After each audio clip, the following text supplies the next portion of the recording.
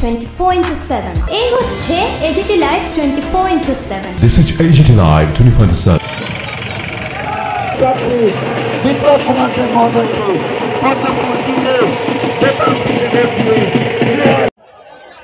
ব্যক্তিগত তরফ থেকে সবাই দুটো হাত তুলে করে দেন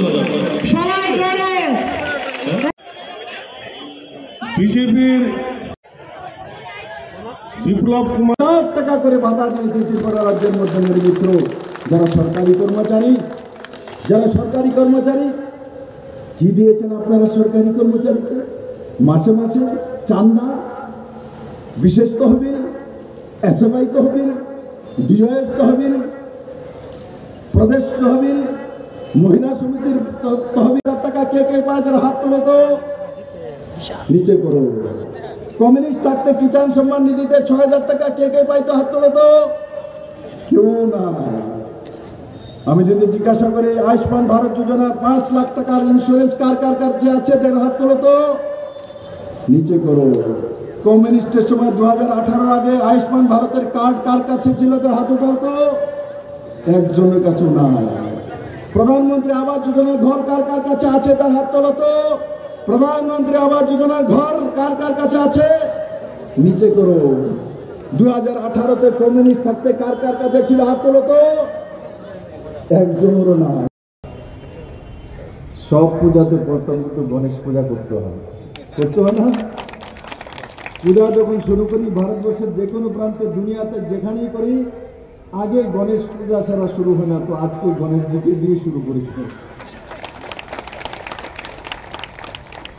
আর গণেশজি আমি পুরনো চিনি, কিন্তু এখন নির্বাচিত প্রতিনিধি MDC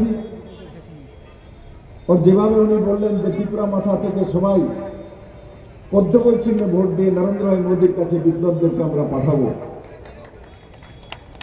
গণেশবাবু আপনি নিশ্চিন্ত থাকেন, আমি অন্যান্য নেতাদের মতো নেই ত্রিপুরাতে যারা নেতৃত্ব করতেন। রতনদা তো মূল নেতৃত্ব আসতে পারেননি না, আমি মানিক সরকারের মতো না জিতেন চৌধুরীর মতো আর বাকিদের কথা বলে লাভ নেই, যেটা বাকি মানুষ বুঝে কার কথা নেই। কিন্তু বিপ্লব দেবের হৃদয়ে তীব্র সান্ত্বনা।